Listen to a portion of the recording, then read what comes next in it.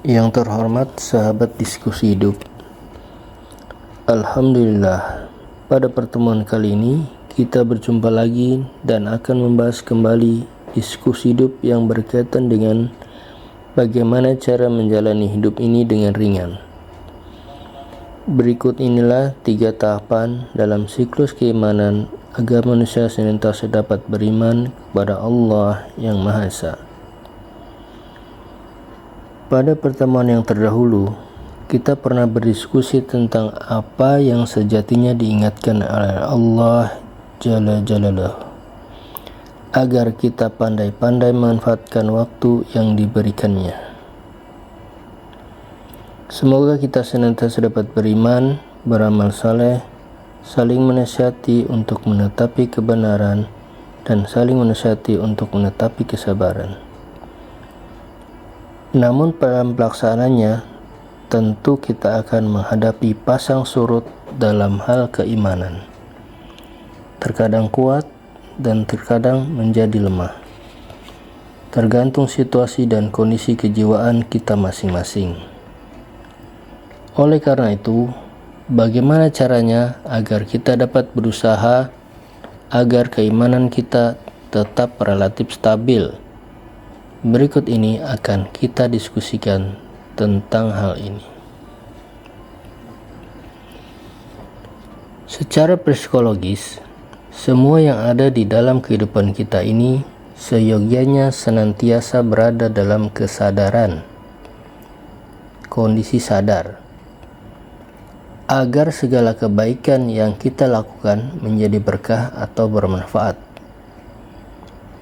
Suatu kebaikan yang dilakukan dengan kesadaran dapat menghindarkan diri dari godaan atau penyimpangan, dikarenakan kebaikan itu berada dalam kondisi yang baik, sehat, atau normal. Jika kebaikan dikerjakan dengan kondisi yang kurang kesadarannya, tentu hal ini merupakan suatu kelabilan dan cenderung dapat disesatkan. Lalu apa yang kita kerjakan menjadi tidak berguna. Contoh, ketika kita melakukan suatu kebaikan dan menyadari bahwa yang dilakukan itu adalah suatu kewajiban. Lihat Quran Surat Al-Asr. Insya Allah kita terhindar dari perasaan-perasaan lain yang tidak perlu, seperti rasa ingin dipuji, dan lain-lain. Jika seseorang melakukan suatu kebaikan itu hanya sebagai iseng atau hiburan semata, bukan karena kesadaran bahwa itu sudah menjadi kewajibannya, tentu dalam keadaan seperti ini akan dapat tersisipi dengan perasaan-perasaan ria, sombong, dan sebagainya. Godaan akan senantiasa menghampiri setiap manusia. Namun, kita memang senantiasa dituntut untuk menghadapinya dengan kesadaran bahwa setiap permasalahan akan berakhir dan berlalu dengan sendirinya. Tidak ada yang lama, segala yang ada di kehidupan dunia yang fana ini. Mari kita bayangkan ilustrasi berikut ini. Berapa usia sahabat sekarang? Dan berapa usia yang sahabat harapkan paling lama bisa menjalani kehidupan di dunia ini sebelum meninggalkannya? Anggaplah usia sahabat sekarang sudah menjalani 40 tahun. Dan anggaplah kemungkinan sahabat masih diizinkan oleh Allah Jalla Jalaluhu untuk menjalani hidup hingga usia 80 tahun. Rasakan bagaimana perjalanan sahabat selama 40 tahun pertama ini. Cukup lama atau terasa baru sebentar? Coba kalikan 2 untuk mencapai usia 80 tahun. Bayangkan bagaimana rasanya menempuh waktu 40 tahun lagi. Ternyata semua itu hampir tidak ada bedanya. Bahkan semua bisa menjadi sia-sia belaka jika tidak dapat memanfaatkan waktu yang diberikan dengan baik. Ternyata kehidupan itu cukup singkat. Kebahagiaan dan kesedihan, kesenangan dan kesusahan, sukacita dan penderitaan, semua itu akan datang silih berganti. Lihat Quran Surat Al-Baqarah ayat 155. Hingga seseorang menemui ajalnya, yaitu kematian.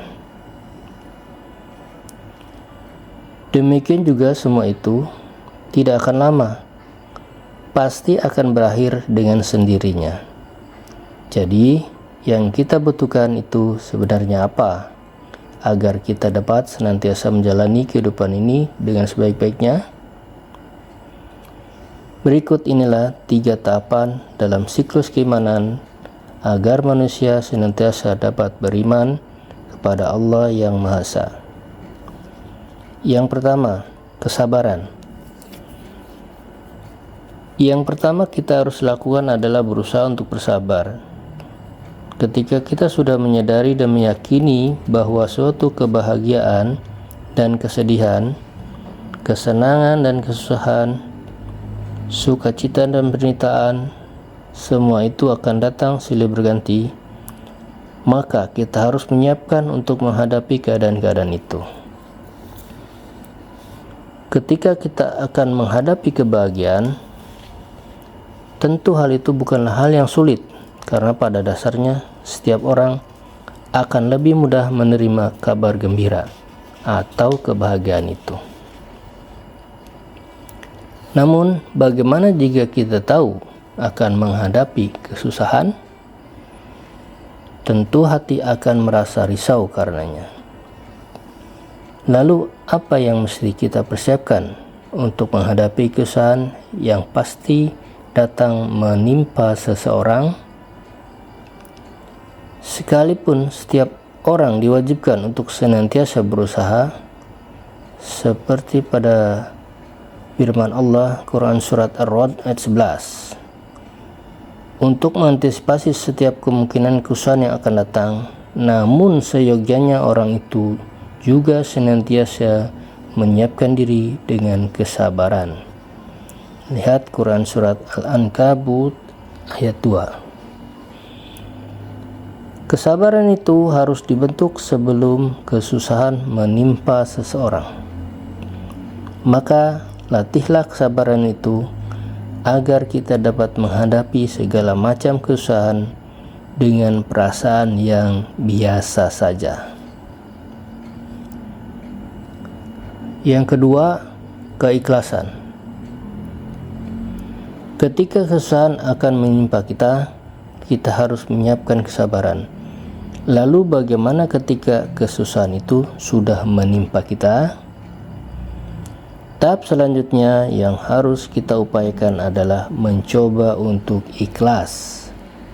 Selama kita masih bisa berupaya untuk menghadapi kesusahan itu, silakan saja sahabat berikhtiar dengan segala daya upaya sambil berdoa agar kesusahan atau kesulitan itu dapat diatasi dan segera berlalu.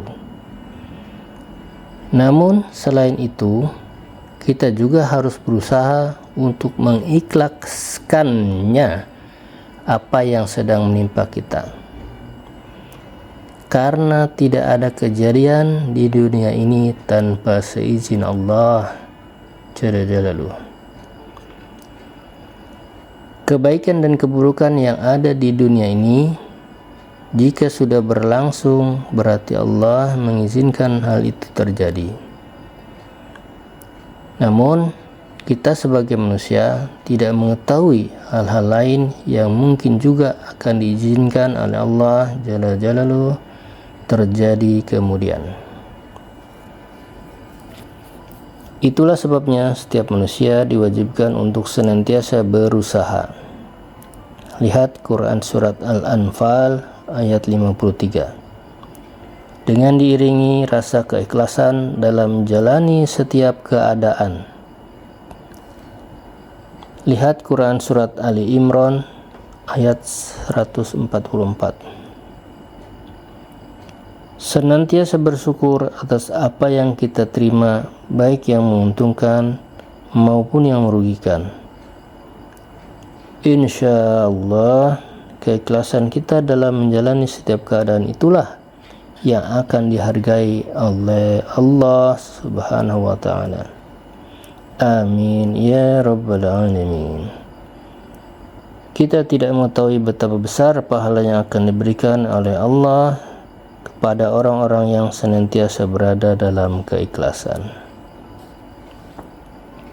Yang ketiga, tawakal.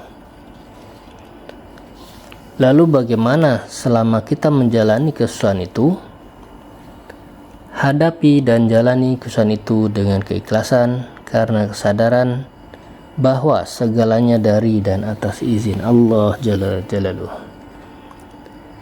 Dengan cara tidak mengeluh, selalu bersyukur karena keadaan kita masih lebih baik daripada keadaan orang lain, dan senantiasa berdoa, berharap bahwa kesusahan itu akan segera teratasi dan berlalu serta berganti dengan kebahagiaan.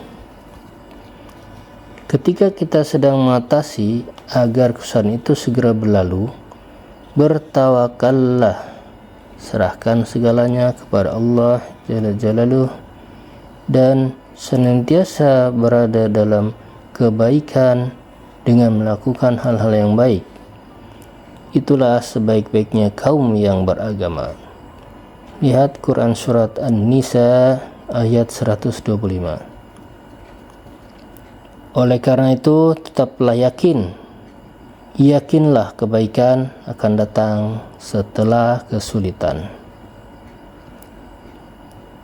Sahabat diskusi hidup yang berbahagia, selamat bertahan dengan kehidupan ini dalam mencapai kebaikan dan ridha Allah Jalla Jalaluh. Yakinlah bahwa persoalanmu akan bisa diselesaikan dan berlalu sesuai waktunya. Semoga tetap bersabar, ikhlas dan tawakal, menjadi pribadi yang lebih baik. Amin ya Rabbal Alamin. Mohon maaf apabila ada hal-hal yang tidak berkenan. Benar karena Allah, salah karena kami sendiri. Semoga bermanfaat. Terima kasih.